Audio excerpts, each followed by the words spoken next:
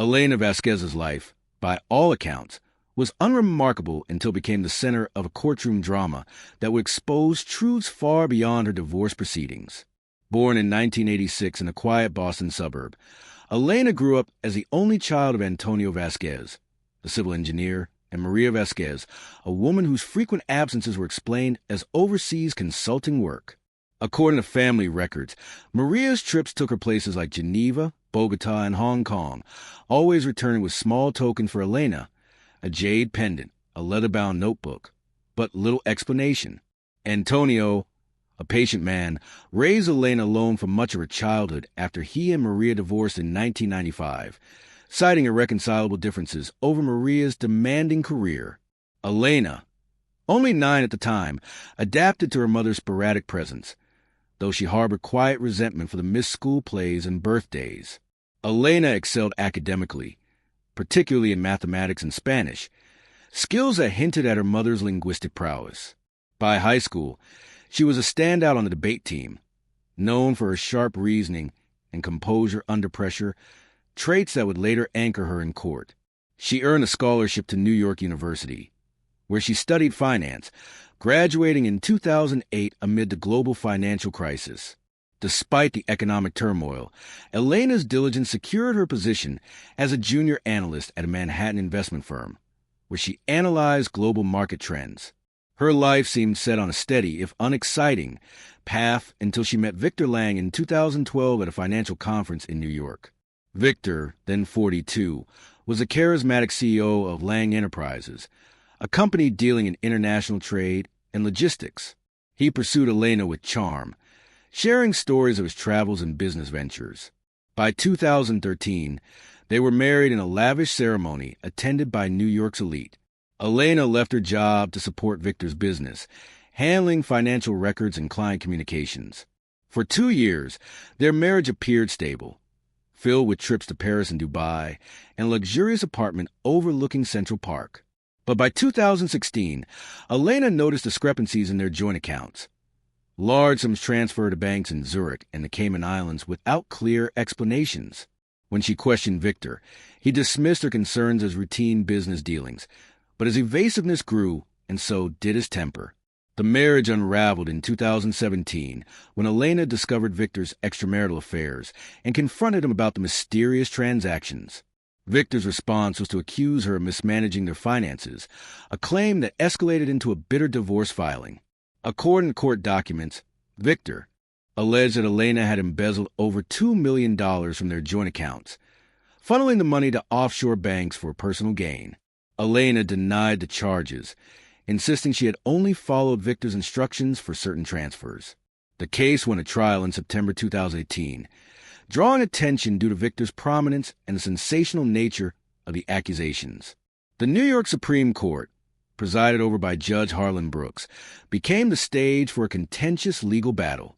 Elena's attorney, Sarah Klein, a veteran of family law, argued that Victor's claims were a fabrication to avoid a fair settlement.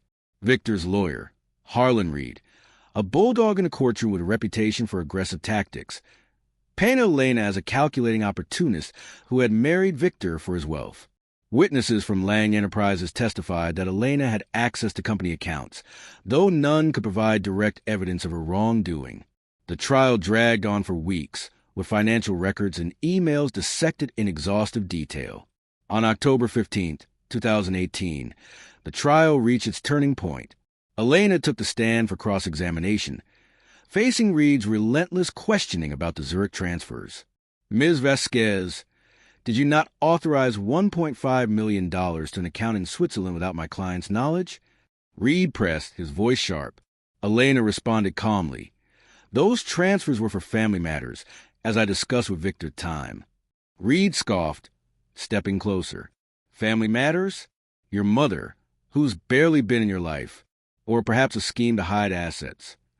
His tone grew hostile, and as Elena maintained her composure, Reed's frustration boiled over. In a moment that would make headlines, he raised his hand and slapped Elena across the face, the sound echoing through the courtroom. Gasps filled the air as the judge banged his gavel. Mr. Reed, you are in contempt. Bailiffs, restrain him.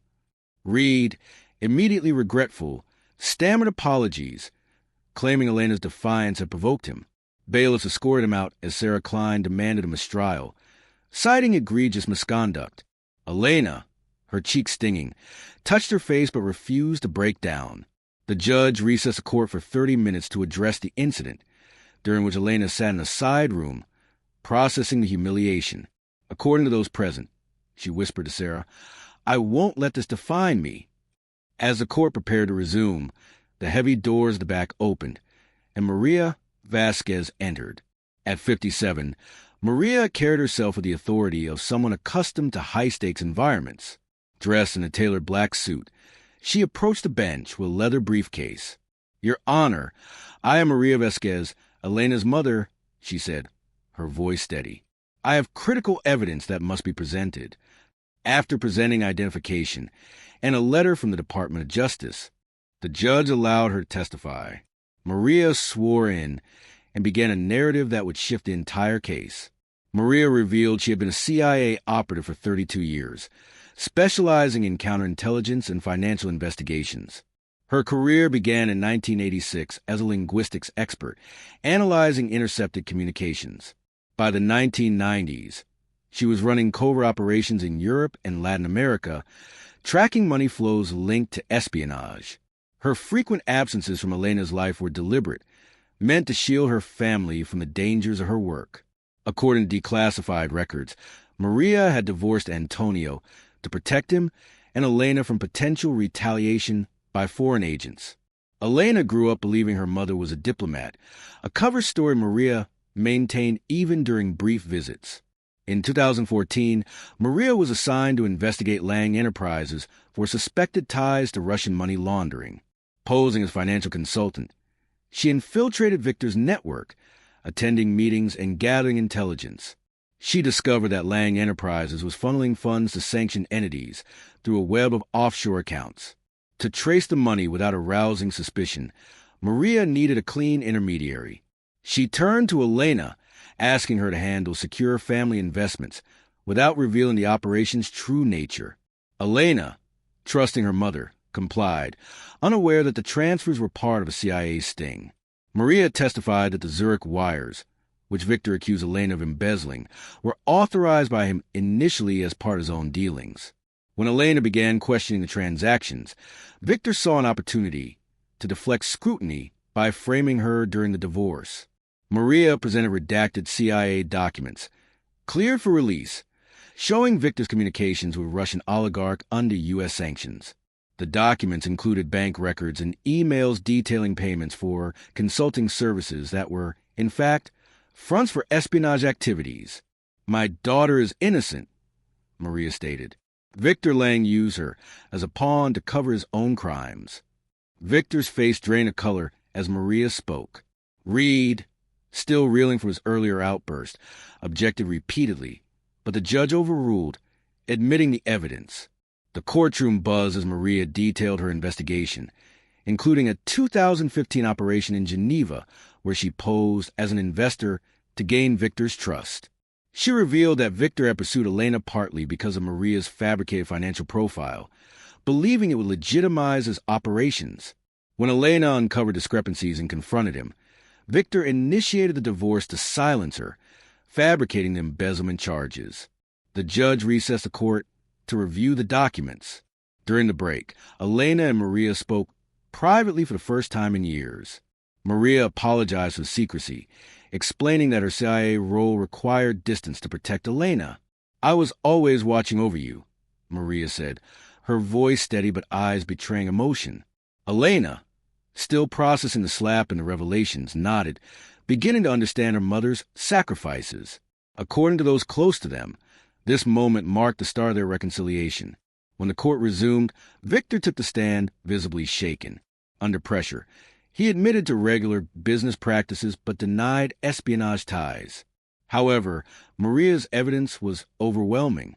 Federal agents, alerted by her testimony, entered the courtroom with warrants for Victor's arrest on charges of money laundering and conspiracy. The judge dismissed Elena's case with prejudice, citing prosecutorial misconduct and exculpatory evidence. Reed faced assault charges and a disciplinary review by the state bar, which later led to his disbarment. In the weeks that followed, Elena's life transformed. The dismissal of charges restored her reputation, and a settlement from Victor's frozen assets provided financial security. She and Maria spent time rebuilding their relationship, with Maria sharing stories from her career, evading capture in Moscow, dismantling a cartel's financial network in Colombia.